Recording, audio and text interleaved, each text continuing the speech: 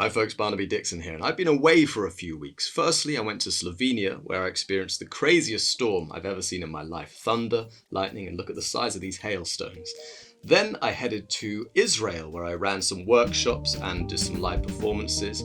I had a great time there, and I may well make a video about this experience in the future because I shot a lot of material. But for now, I'm back, and there's a certain mouthy little avian who is still in need of some repairs. I killed Mufasa. Between my trips, I was able to schedule a meeting with Wayne Humphrey, who is a lecturer and practitioner and has some very solid resin printing know-how. So hopefully with his help, we may be able to get that awful, stinky resin printer finally behaving itself. We covered a lot of subjects in this meeting, including ways that I might be able to cast the resin pieces and paint them, so I may well revisit this recording in the future. For now though, I'm just going to focus on the parts related to troubleshooting and setting up the 3D printer, and then hopefully apply it, and maybe we'll have some luck. This is Wayne Humphrey. Where is Wayne? There is Wayne. How's it going? So you saw the video. Yeah. Is there anything that comes to mind as the most obvious issue?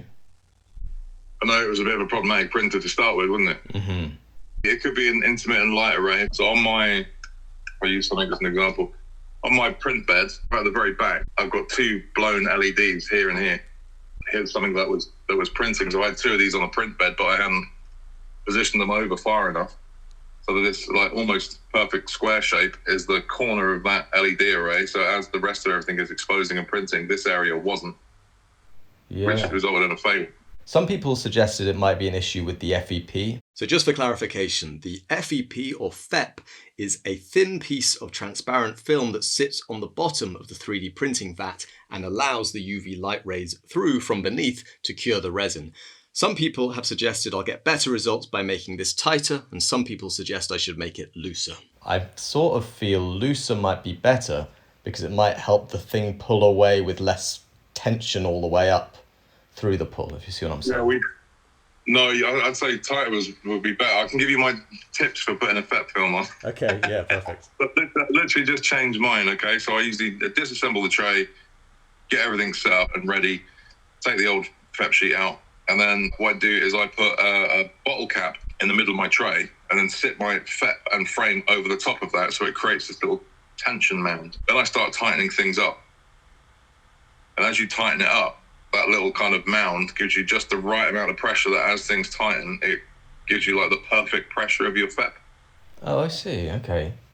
So when you tighten your FEP sheet, do you start in one corner and just tighten up and go all the way around like in a clockwise, anti-clockwise way? I can't remember. I did replace it once. I think I followed a tutorial which recommended go 1, 2, 3, so to different corners in order to get an even tension. Yeah, so you equalise the tension over the whole thing. I would say don't have a FEP too loose because it's just going to make things distort because your FEP might not go down flat again. It could crease, like, all sorts of things. So I would say your FEP needs to be fairly snug, and the tighter it is, the better the tension releases from it anyway, I found. So I went about replacing the FEP. I took the old one off, it actually had a hole in, and when I added the new one and attempted to apply that bottle cap technique, I found it a little bit tricky. I was concerned that we might lose some of the tension, or lack of tension, when I flipped it round before I was able to get the screws in. So what I did was I pushed down hard on the frame when everything was in position to crease the FEP just a little bit, so the position and tension was held and I could get the screws in. So what you do is once you've got your new FEP in place, I've got this stuff, Rain-X. You put in some of this Rain-X inside your vat, you wipe it in, little circular patterns, wipe it in, wipe it on, let it dry, and then wipe out any excess. All it does is it creates a barrier so things don't stick to the FEP. This is something I'd seen suggested in the comments for a while now, so I bought this in advance. So it's not the exact same product that Wayne suggested, but it should have the same effect. We then discussed the topic of leveling, which is ensuring that the build plate, the thing that moves up and down, makes a perfectly even contact when it reaches the bottom. Leveling is key to getting the right adhesion to your print bed. There's a method called the Flint Reed method, and that's the whole thing about putting a sheet of paper and your loose print head. Goes all the way down, and you keep bringing it down in 0.1 increments, 0.1 millimeter increments, until you get that even tension on the paper when you're moving it. So it's loose in one area, it's not quite even. So you keep bringing it down and bringing it down until you've got like an even tension over the whole thing. Tighten that one up first. And this piece of paper is dual purpose. It should help with this, and it also stops people from parking in front of my garage. And this side as well. Let's see how this pulls out. Aha. Too tight in this corner because it's rotating like this. Let's give it another go. So one issue I had was that I'd added some electrical tape. This is because I'd scratched some of the paint off accidentally when I was cleaning the screen. So what I did simply was I cut that bit away with a craft knife, and then I was able to get the desired pressure. That seems perfect. Another potential issue that was suggested in the comments is that the digital file itself might be corrupt. Maybe there's a gap in the mesh or something like that causing it to fail. However, Wayne was able to produce a perfectly good print, so hopefully we should be able to do the same. So at its widest point, Dabchick's head is, there we go, 28.64. What do you think about that? You're a eugenicist!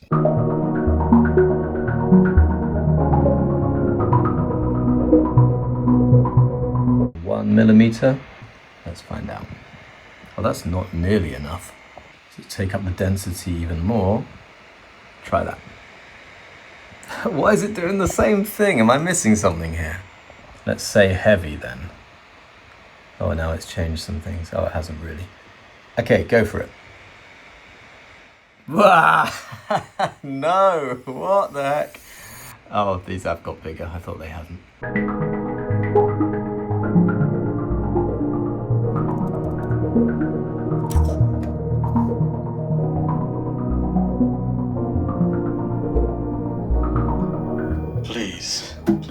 Please work.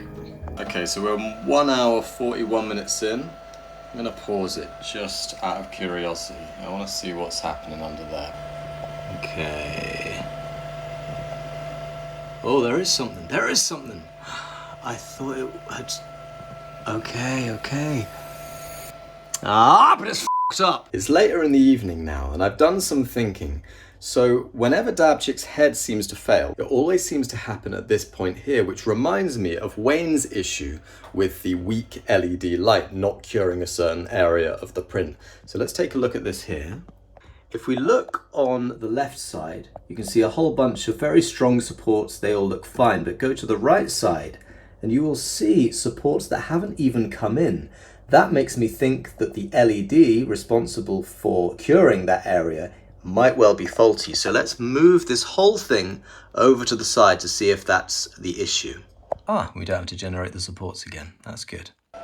So I just paused it to take a look because I had a feeling, and I was correct, that we have absolutely nothing on the build plate there. So at this point, it's pretty clear to me. It is an issue with the inner workings of the printer.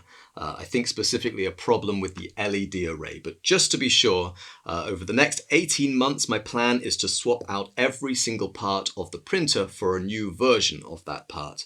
Now, many of these items will come from overseas, so you can expect a good 4 to 12 weeks between episodes for the foreseeable future. No, that's an unacceptable time frame. I've had an itch on my butthole for nearly as long as I've been with that one. Take me to the laptop, Laquifa. Wayne, what resin printer do you have? Toy Channel. Not you, the other Wayne. I've got a So we don't plug the printer until they give me one for free. But what should we do about this shoddy disgrace? Well, since the seller sold it to us broken, maybe he'll know how to fix it. Googling his address gave us a good idea of his surroundings, and searching his name on Facebook reveals one match in the area. Bingo. And a work address. Best send it there in case Posty knocks while he's out. We want to make sure he opens it, so just going off the extra content he supplied us on the USB stick, we shall decorate the box in a manner that he should struggle to resist. Alrighty, just this one, please. No worries.